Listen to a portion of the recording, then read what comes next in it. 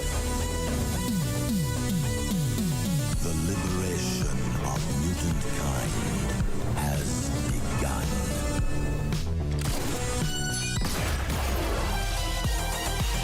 Welcome to the future. Who's this clown? Not clown, Joker. Avengers! Assemble.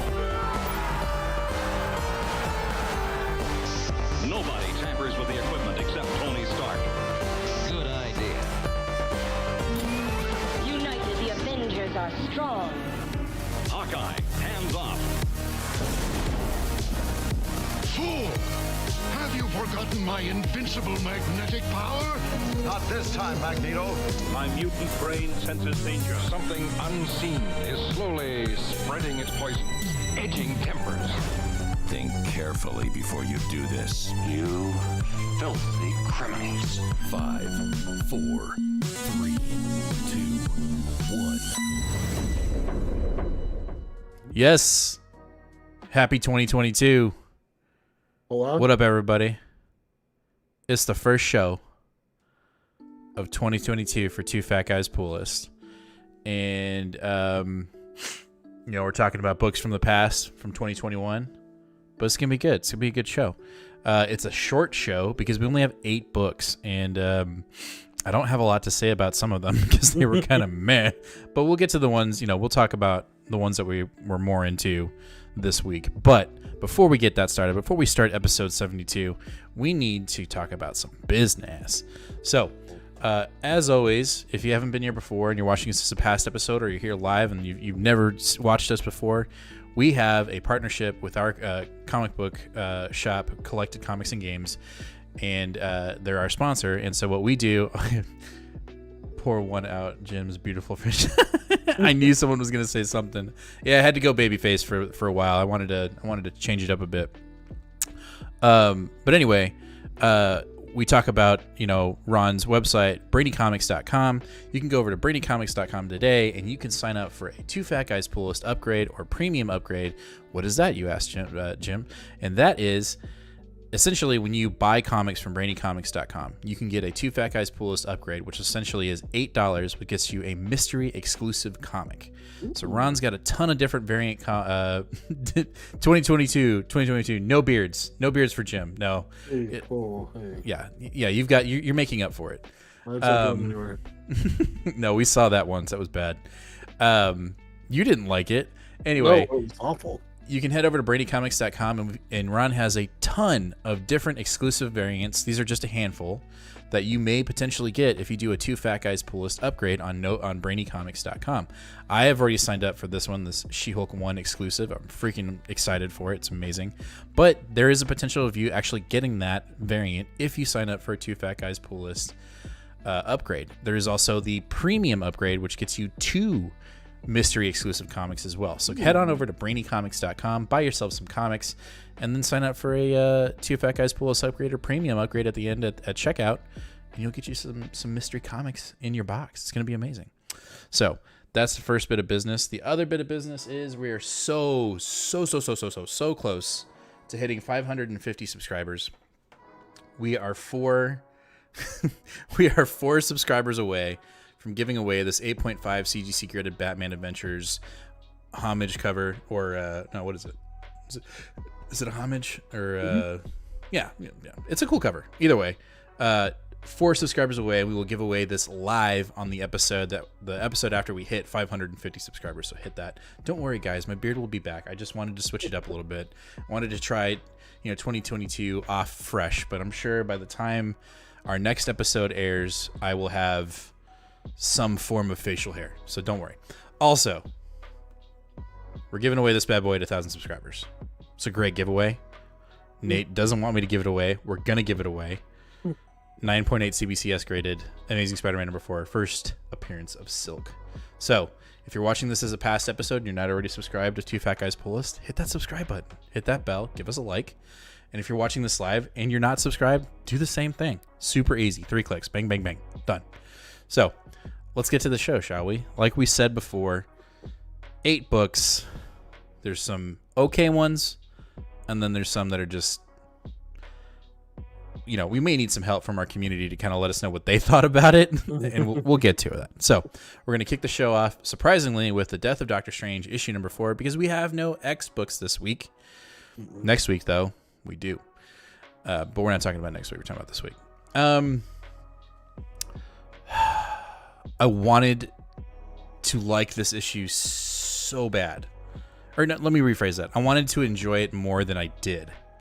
So bad. It just didn't, I don't know, it felt kind of flat to me. What do you think? This entire issue was the sort of like 5-minute little monologue montage that you get in a crime noir where he's like, and then because of this I found out that this happened, and because of this it was you, and then the guy's like, ha, you got me. Right. It was like the entire issue, and I was like, not only do I just not care, but who the fuck are these people? Well, and I think that's, for me, that's the biggest. I didn't mind it. I didn't mind the building, young Strange going through the progression of connecting the dots. I liked that. I thought it was fine going through the entire issue. That's great. For me, it was, okay, so it's the henchman of your former nemesis that killed you. Hey, Silius. I don't know who that is. No, that is. And I don't, it's the henchman. It's not even like, it's no one grandiose or big, or, what if it was Wong? Like, that would have been dope. You know what I mean? Like, I don't know. I just felt like it was a missed opportunity, in my opinion. I mean, obviously, the whole point of this Death of Doctor Strange is to move the pendulum forward and get a new Sorcerer Supreme, right? Like, or Sorcerer. We don't know yet. Yes, we do. And it really just feels like, yeah, Stefan says the reveal was kind of meh. It was very meh. I don't know. It felt like it didn't live up too much to the hype. The one thing I will say, the standout star of this issue was Bats, the dog. Like, that was everything else was meh. It was okay. I mean, I do like seeing Young Strange. I like the idea. I think that idea is really cool. But I think this issue fell really flat, and that just has me really worried for issue 5, for the final issue. Like, okay, we're just gonna take out the 3 mothers and the big baby head teeth looking thing, and that's gonna be it. And then we're gonna have a new Sorcerer Supreme. That's where we're going. Like, it just feels like we're not really. I don't know. Maybe solicitations just really ruined it. I don't know. Yeah, I think that this was geared a lot more towards hardcore Strange fans, which is fine. Mm-hmm. I just think that I would have I probably wouldn't have jumped on board if I had known that. Yeah. I was thinking this was going to be a little bit more of like just like a overall Marvel Universe story, and this is really heart and soul Doctor Strange stuff. And for sure. Because I don't know it, the weight of it is weightless. Yeah, I mean, I don't know. Yeah, like, I don't know his former wife. I don't know the henchman. And, that's really the bearing of this issue, and that's going to be the bearing of the next issue and the appointment, right? So it's just kind of, yeah, it was meh. So that's all I really got to say about this issue. I will say this before we move on. The Marvel books did not slap as hard as the DC books. The DC books were better this week, I will say that. And that's coming from somebody that enjoys Marvel better than DC. So that's saying something. All right, next up we have Devil's Reign, issue number 2. Zdarsky, Checchetto. Checchetto killed it. The artwork in this is freaking amazing.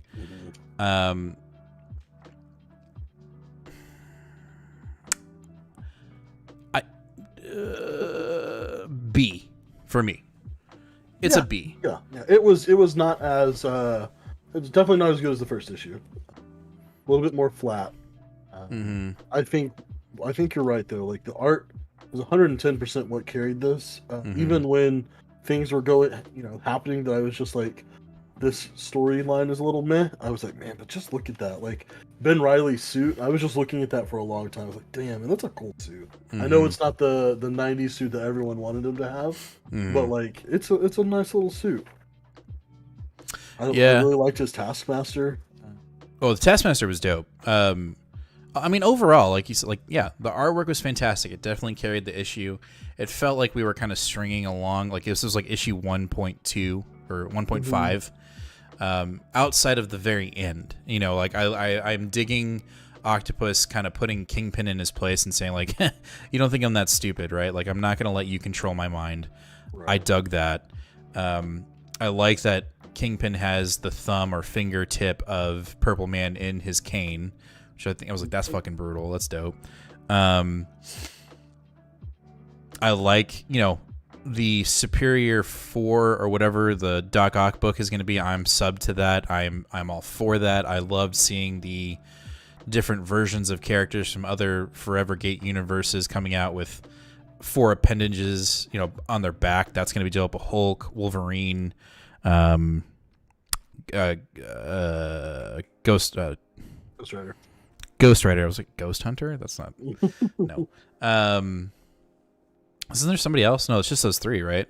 Yeah, it's just them 4. Yeah, like I liked the whole because I'm superior. I was like, that's fucking cool. So I'm genuinely excited about that, and I did like the Kingpin Elektra dialogue where she's like, "Oh shit, I'm about to get found out." Like I thought that was really cool too. Oh, and then that panel of her jumping out of the window was just like peak Chichetto, I don't know, action style. I really liked it.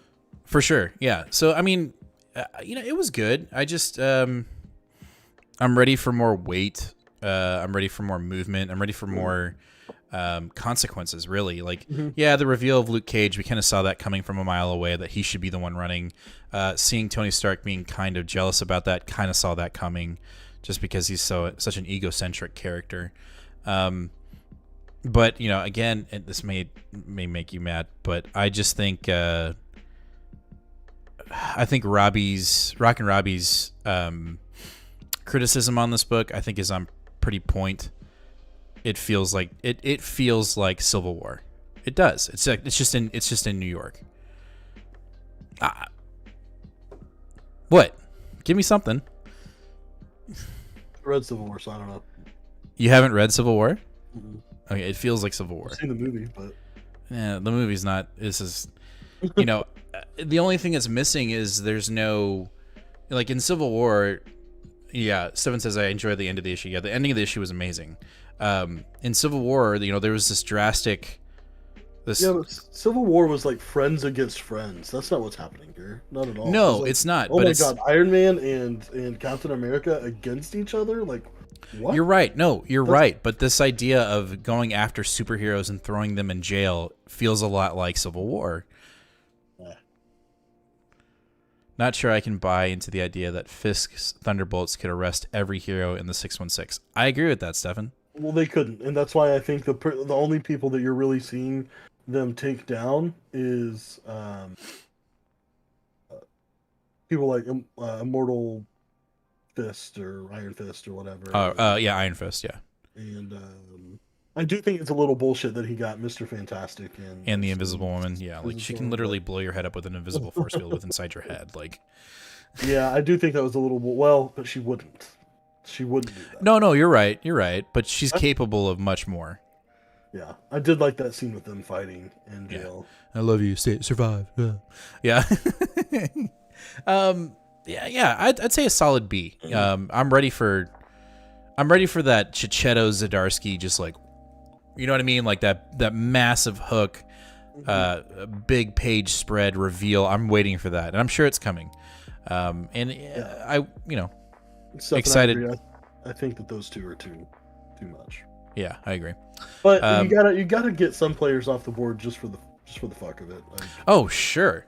I mean, you know, also Ben Reilly, like he loses his powers in this issue too, which is kind of crazy. You know, he dislocates his shoulder because he doesn't have his Spidey strength. Like it's, you know, there's some shit going down for sure. But we'll have to. I think the one that I'm most outside of the Elektra book, I think the Superior Doc Ock book is going to be really cool. I hope so anyway. I've got high hopes for it. But Devil Rain was a solid B for me. Not your pick of the week? No. Okay. All right, let's talk about this one. Let's talk about Timeless. Solid Kang story. Solid King story. As a King story, it was a good King story. Very good, very cool King story. Showing what's going to happen in the future of the Marvel Universe. I don't think it's very light. I mean, obviously we have that 2-page spread that you get in every single one of these, but like in Marvel 1000, I mean, we got little stories from everything that was, gonna happen or moving forward into the MC or the Marvel comic universe. Like we got an X-Men story, we got a Fantastic story. Like we just got little snippets from everything, and that's what I was kind of expecting. Not that I didn't like the Kang story. I thought the Kang story was really strong, and I thought that it really accented the most recent ending of the miniseries that we got with Kang. So I enjoyed that, and I liked the lens that it was put through with the writer and him traveling, his companion, and also kind of his secret weapon. I really dug the reveal of that universe's or that multiverse's Reed with the 2 Infinity Stones, and that was fucking inside of his eyes. He's literally plucks out his own eyes so that he can put Infinity Stones in them. Yeah, that was dope as shit. Like that was cool. And then he's also like part cyborg, or like he's connected to computers. Like that shit was cool. So that part alone, great comic, awesome comic. Loved the read. Like it read well. The flow of the comic went really well. And I think I said this. I don't think I've said this on the show, but the reveal at the end is not meant for us. In the sense of very novice. We're gaining more traction, more experience as we go. I would say that this is only for you're not giving enough credit to us, because I would say that this is only for the most diehard, obscure, meta, been around for fucking ever comic book people. Right. Like comic book shop owners. Ron. Honestly, I figured out what it was and like educated myself on who the fuck that was. Yeah. And I was just like, I don't give a damn. Like, I do not care. So we keep alluding to it. So if you haven't read Timeless and you don't want it spoiled, go walk away. Wait for the cover to change. Yeah. I'm going to say his name wrong, but it's Miracle Man? Miracle Man. Yep. Miracle Man is the reveal that Miracle Man's finally coming back. Holy shit, do not care. I thought it was going to be some really cool, steeped in Marvel history, steeped in Marvel lore, something cool whenever you told me about it. And then when I found out it was this random guy who's he's had like 6 issues tied with any sort of Marvel continuity whatsoever. None of it has ever made sense. Not a single story of his has ever been fully finished. It's always gotten canceled or redone, and I just don't care. I don't care at all. So frustrating. Well, so, let's put it into context. So it's Miracle Man, who, I don't remember who originated the character, but Alan Moore had written him for a while, and then it went to another writer, and then that writer's rights eventually fell into Marvel's lap. And let's see. Brandon says, "Hello, a big fan of Alan Moore. Are freaking out about Miracle Man, but I don't." Yeah. See, so we're not gonna get that. We're not gonna get that at all. Like, Alan Moore's not coming back to write more Miracle Man. When he did write it, it wasn't a Marvel title, so none of that stuff is gonna be. Nah. No, you're right. And Brandon's hitting it on the head. He says, "I don't have any context to carry either." No, that's right. Like, and like talking to Ron at the shop, he was like freaking out, and I was like, I don't get it. And I just don't get it. And there's nothing wrong with that. But essentially, I think, I'm going to put it into context of what I think, essentially Marvel is trying to introduce their own Superman. Like that's everything that I've read, and everything, like all of the reaction is like Marvel's Superman is coming to the will it come to comics? Obviously, will it come to the MCU? I don't know, And I'm going like, I don't know who the hell this is. And when Ron's talking about it, he's like, yeah, it's, massive power upgrade. And if any of the characters within the Marvel comics get a hold of that power, that's kind of the sense I got, was like, it's just whatever the possibilities are endless when it comes to that, and that's the kind of the idea that I got. But I just like I'm with you and I'm with Brandon and everybody else. I'm so unfamiliar with the character. Like quite literally, I read Marvel Wiki for it, and I was still like, okay, but why do I care? You know, like so I think it had every old school comic book reader and comic book shop owner losing their minds, and that's great. I love it, but. Is he similar to Sentry? I believe so. I know that there was some talk about these two might actually meet. There would be some big fighting words. I don't know. Last time we saw Sentry, he got ripped in half. Correct, but the Thunderbolts have his body, so whatever. I don't know. But overall, King story, awesome artwork. I thought was fun. Just the reveal at the end, it just didn't, the big splash page on what, the future, what's to come in the future. I was like, I see some things that are interesting, but nothing like Marvel 1000. No, definitely not. So it's got me a little worried about Marvel's 2022 lineup. So, well, if you look at that page, that was sort of like King looking at the multiverse or looking at the possible future. There was not a ton on here that we don't already know about. So, we know that Ben Reilly's not going to be Spider-Man. Right. We already know that there's going to be a new Iron Fist. We know about the Punisher. We know about the Reckoning War. We know about Orcus and... We know about Orcus. We know about... So the new stuff is the son takes up the Twilight Sword and strikes down the father, and it shows Doyle Dormammu. That looked dope. Fighting his dad, which looks dope. But his dad literally just had his ass kicked too. That's true. The young generation of Avengers. So it looks like we might have a new Young Avengers. Mm-hmm. I don't recognize any of those people. Let's see. What's the other one? I didn't understand the brave honor, the sacrifices of those in their hearts, and it looks like MJ in a spider suit and someone with white hair in a panther suit. Maybe Storm? Maybe. Flores brings up a great point. I thought Miracle Man was the English spinoff of Shazam. Ron did reference Shazam. I think you're right. Just bring that up. Yeah, no, it is. So they were... It was a copyright thing, and... Yeah. Seems like there's a lot of that going on. But yeah, overall, I mean, there's a couple new things that look kind of cool, but other than that, like, it didn't seem as groundbreaking as some of the other things that we've read. So I'm wondering if we're just still kind of in this transition COVID thing and we're not really letting out all the guns when it comes to Marvel. I don't know. They did a fuck ton of events this year, so I wouldn't be too upset if they slowed down a little bit. Kind of slowed down a little bit. Yeah, I'd be down for that too. One final thing. But yeah. I don't know if you noticed this, but to me, every time King had his helmet on, almost every panel, he noticeably looks like Jonathan Majors, not like White King. He looks like MCU King. Yeah. Especially this panel right here. Oh, no doubt. That looks exactly like Jonathan Majors. Yeah. Which I think that's kind of cool to start getting his image in people's more implemented into the comics. I agree. All right, let's jump out of Marvel and into DC with Action Comics issue 1038, Mongols Rule.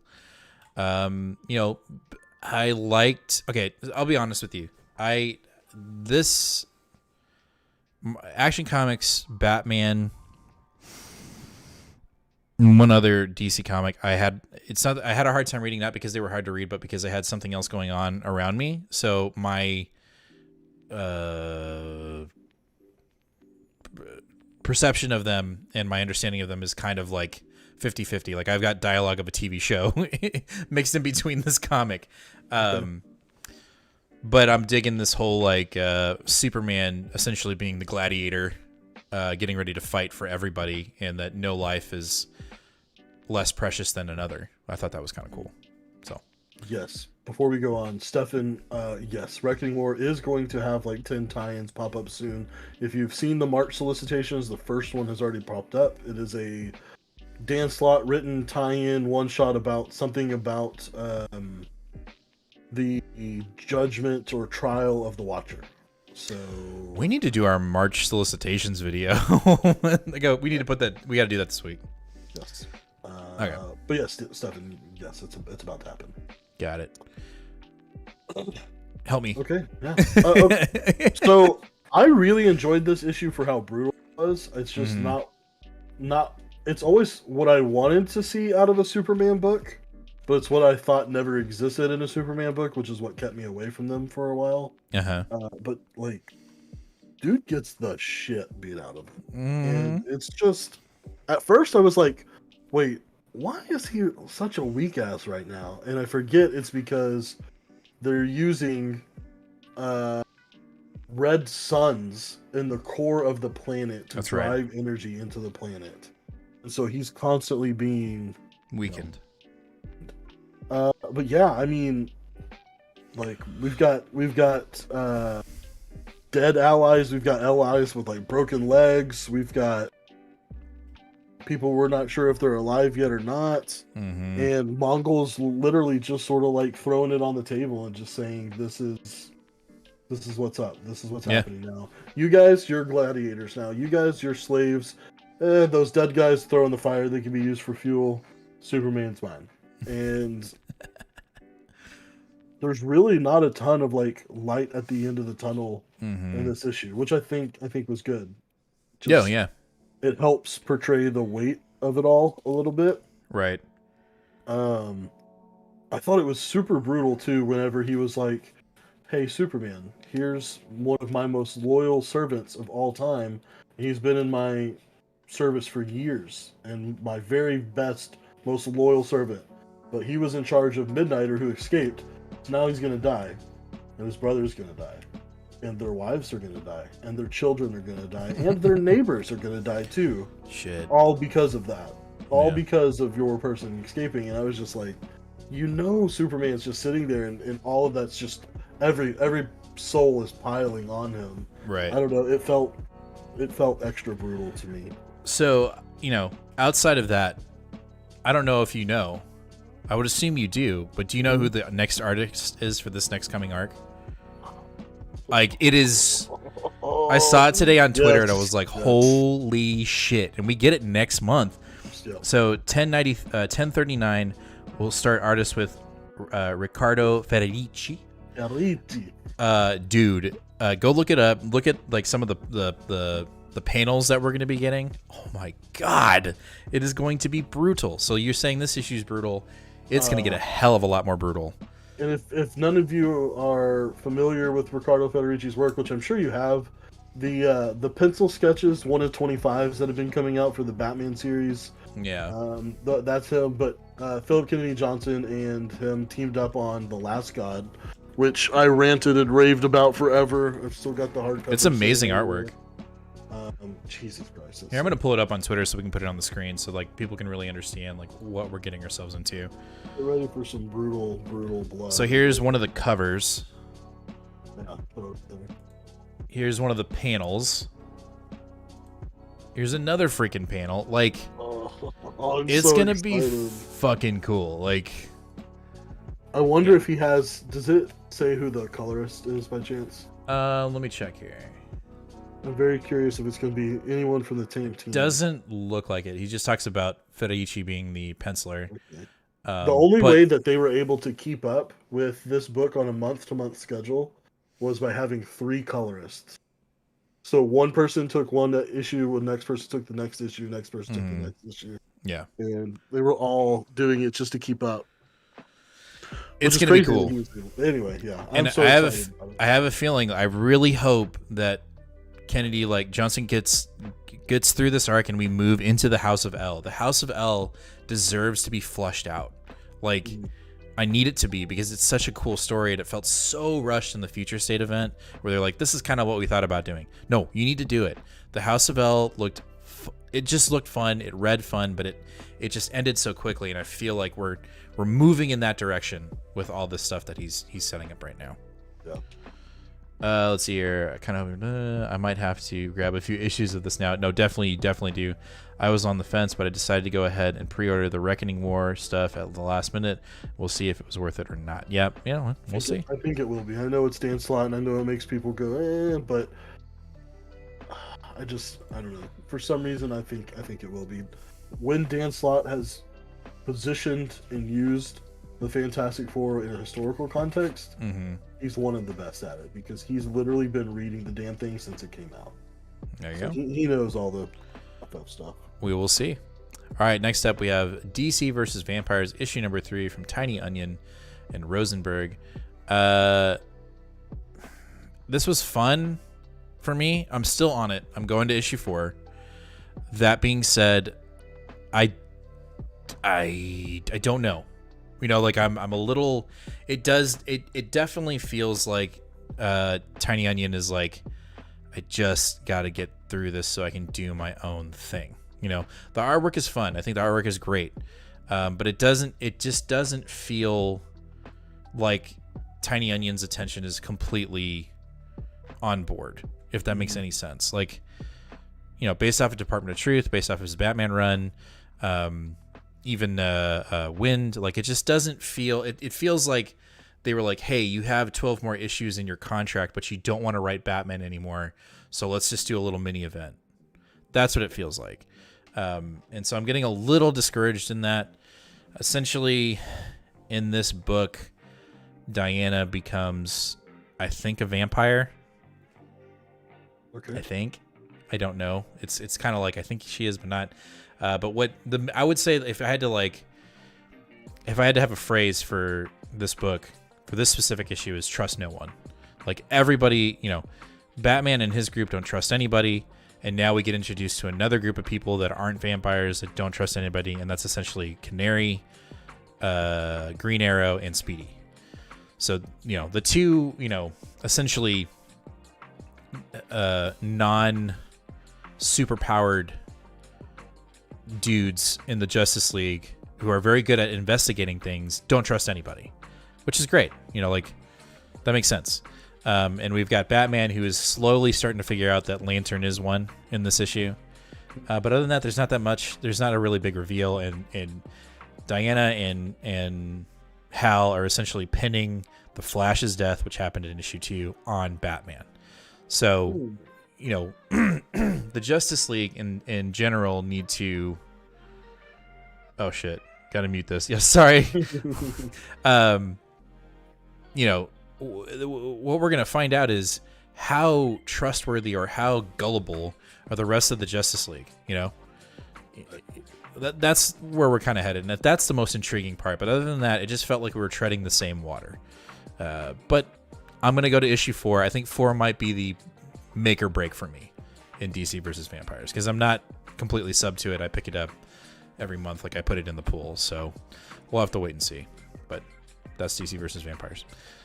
All right, let's talk about Fear State Batman Detective comic 1046. This is another one that I'm going to need your help with because I've got background television show mixed in with this book, and I know a lot of shit happened. Well, just so it's fun and we can push buttons, go ahead and...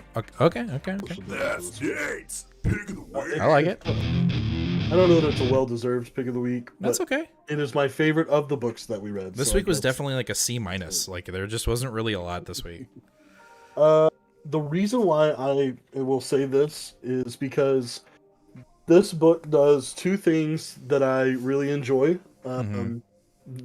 Calling this the Fear State Aftermath was perfect and very appropriate to me. I felt like I wanted to see a little bit of the Bruce Wayne effect. How did this affect Bruce? Not Batman, but how did it affect Bruce? Right. And it also acts as, you could also call this, what's the event? Oh, the Arkham Rising. Arkham Rising, whatever. You could call it the prelude to that event as well. And I think it worked really well being both of those. What is it? It's called Shadow of the Bat, right? Yeah, maybe. I don't remember. Well, I'm going to look. Shadows of the Bat, yes. Okay. Yeah. I just think it does really well at being both of those things. And we're really starting to see, hey, for the next 12 weeks, we're switching away from Batman or Bruce Wayne looking at it. It's his book, and this is really going to be a Bat Family book. Bat Family book. And I really liked that. I liked that. Also, still had a little bit of a story. Spoiler gets involved. Stephanie Brown, Batwoman gets involved. The whole team really is just sort of Huntress is in there. So I don't know. I really enjoyed it. I'm sad that this is Dan Morrow's last book. He's moving on to the World's Finest title. Morrow and Adita Bidikar are both leaving the book, the letterer. So, they're going to World's Finest. I don't know how I feel about that. World's Finest, which book is that? World's Finest is a book coming out in March that is a Superman-Batman combo book. Dan Morrow, well, yeah, I know, except it's an ongoing, so it's not a miniseries. Art is by Dan Morrow, which really good. Dita Bidikar on the letters. And they are in the solicitations, it says the future of DC 2022 runs through World's Finest. Oh my god. So they're really trying to push the book. Are you going to do it? I don't think so. I don't think I'm going to do it off the rip. But off the rip. Well, I don't know. We'll see. It'll be March. I'll have 10 books in my hand or 12 books in my hand, and I'll look at it and just be like, Yep. Yeah. But I don't want to. I actually don't really like Superman and Batman teamed up. I don't like that at all. I've never experienced it, so I've avoided it at all costs. It feels weird to me. It feels weird. I don't like it. It's okay. Especially whenever it's World's Finest, so it's calling back one of the older titles from like Silver Age and stuff, where it was like real gimmicky and I don't know. I'm turned off by it. You say March. April's gonna be even worse. Like, it's gonna start getting hairy here. Yeah. All right. So that is Fear State. I mean, I enjoyed it. I felt like there was a lot going on because we have to catch up with everybody. That's gonna essentially take over for Bats. So yeah, but and that was the other thing I was gonna say is I also really felt like I don't know, whatever they come out with the Fear State hardcover, they better put this in there. And I also think I like it a lot more if we're gonna have 2 ongoing Batman books or Superman or whatever, I really like it more when they're tied together at least a little bit. Not every issue needs to be like one, then you have to read this, then you have to read this, then you have to read this. But they're just loosely tied. But like the fact that like I felt like it wasn't until this book that I got the real conclusion of Fear State. I like that. I know a lot of people might be irritated by that, but no, that's okay. I liked it. Well, just a reminder, this is Nate's Pick of the Week. That's Nate's Pick of the Week. All right, let's move on. Next up, we have The Flash 777. What? What? I'm gonna need your help with this one. Well, I want to do one thing. I read this one like The Flash. I saw all those words on there, and I was just like, you know what, motherfucker? Well, okay, so I started the issue that way. I was like, because I didn't know who was talking, and it's the son. It's a son. It's a son. So I want to do one quick thing before we even dive into this. Right. So if you look at the cover, this has been bothering me since we did our show on Monday for Wednesday, or our Wednesday show. Yeah. So if you look at the cover, Flash in the middle, right? Sure. Oh, never mind. It's not it. Well, okay. Nonetheless, so if you look at the cover, look at his hands. They're not. They're weird. They're just weird. It bothers me. Like, if you're looking at him, his left hand looks like somebody else's hand, like this. Correct. Like it's like they pulled it from another cover. Well, and so initially, his thumbs are facing both ways in the same hands. They're not facing in towards his body. Right. It's not right. That's not correct. It's not correct. So something's up there. For some reason, it reminded me of this cover a lot, and I didn't look at it, and I thought maybe that they had done a little bit of copy and paste there. Clearly they didn't, but there's something wrong with that hand. Like, that is not right. There's something wrong with that. In order to get your thumbs facing the same way, you've got to have this hand bent all the way backwards, like this. And Yeah, so, there's something up with that. Yeah, that's a boo-boo. Anyway, this issue. So it's split into two. We've got Flash's son writing a action log of all the shit that's going on around him and basically tattling on his sister. And then we have Flash, who is in another dimension, fighting with the Dark Avengers, Dark Avengers. Justice League Dark, whom I only know Constantine, Detective Ape. That's about it. And the only reason why I know them is I know them by name. I don't know them at all. Right. So, Gem World, all that. Excuse me. That's got me. I don't know. And quite frankly, I think Flash is up in the air again. It is definitely I have to pick it up at the shop on Tuesday and be like, yes or no. Because in general, I have no fucking clue what's going on, and it's lost me again. Like, the Dr. Fate issue previous was amazing, and then we jump into this thing, and it's like, wait, so is Justice League Dark going on right now, or is that being written? Is this something that's from a different book, or is this just, are we just getting thrown into an event? And maybe issue 778 will completely answer all those things, but as of right now, I am lost to the point where I'm thinking about not picking up the next issue. Yep. The art in this was really, really good. Yeah. I loved the art in it. It was really like very line heavy. Like, I feel like the inker really hit every line, and the colorist was like, okay, I'm not covering none of this line work.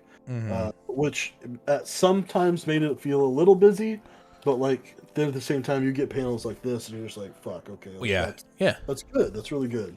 But like, as far as what the story is, like, boy, was I just lost right over the head. It just was like, the boy, his son is talking about, well, I used to have powers, but I gave them to my sister and all this, and now I'm just like, damn it, I don't know what that's talking about, and I wish I did. Now I got to go back and read another 70 something issues of the Flash to get caught up. And right.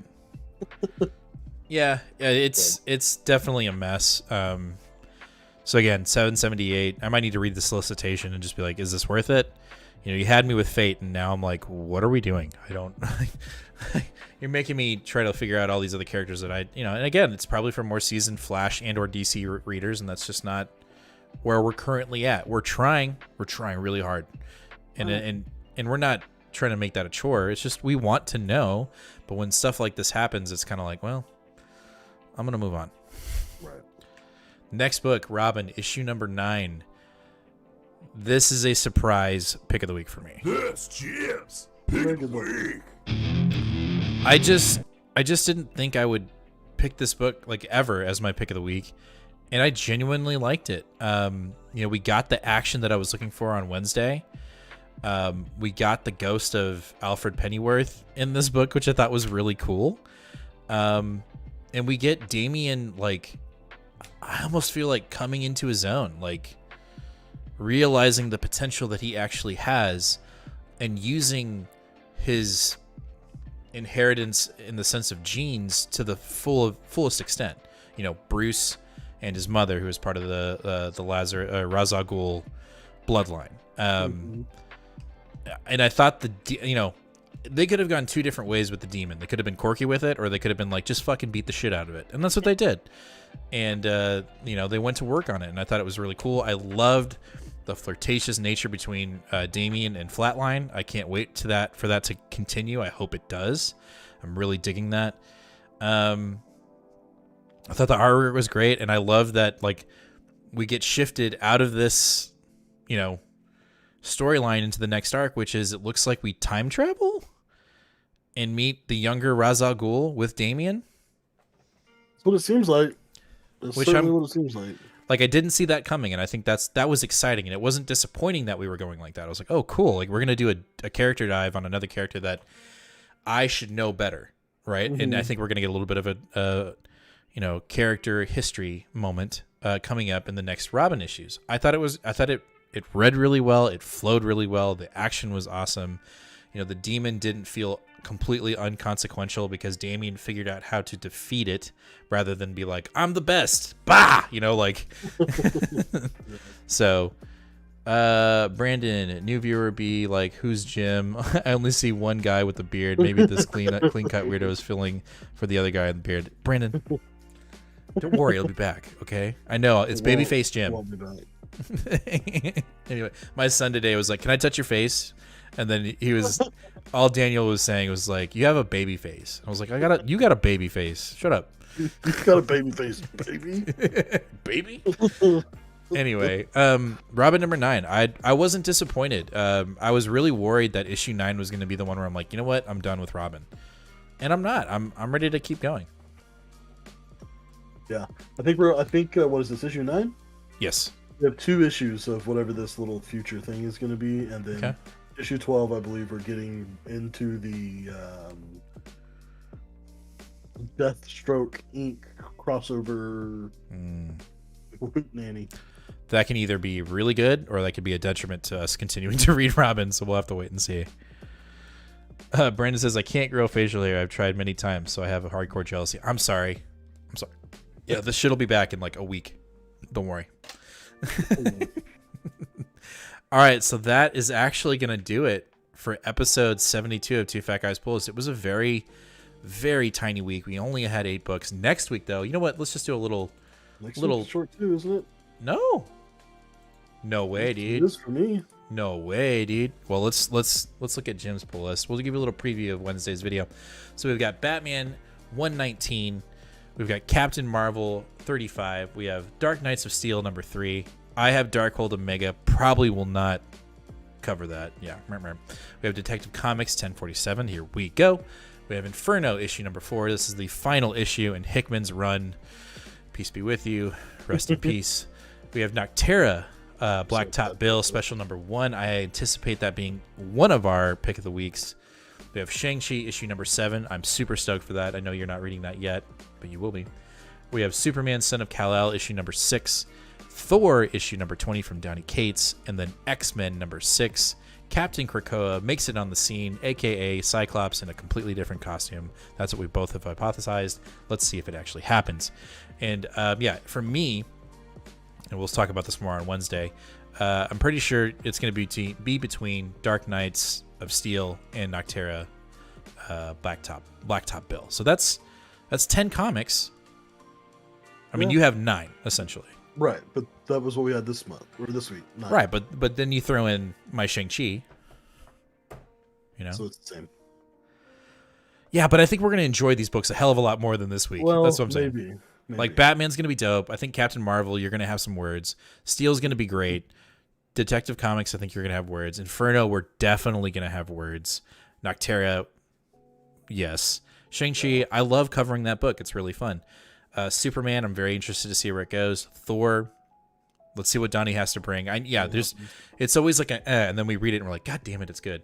And then X-Men, can it get back on track? I don't know. You know, it's been kind of lackluster for both of us. Right. So that's next week, guys. Get ready to watch that on Wednesday. So that's going to do it for this episode. Make sure to hit that subscribe button, hit that bell, give us a like. If you're watching this live, make sure to do all those things if you already have. Thank you. If you're watching this past episode, please hit those. It's just 3 clicks, 1, 2, 3. And yes, we will see you this coming Wednesday for New Comic Book Day for January 3rd, 4th, 5th. And we will see you guys in the next one. Thanks for everybody that was here in live chat. We appreciate you. And on to 550 and then on to 1,000 subscribers. And let's do the next giveaway. Hit 550 so we can do 650. It's coming, y'all. But we'll see y'all in the next one. Take care, guys. Read more comics. Bye.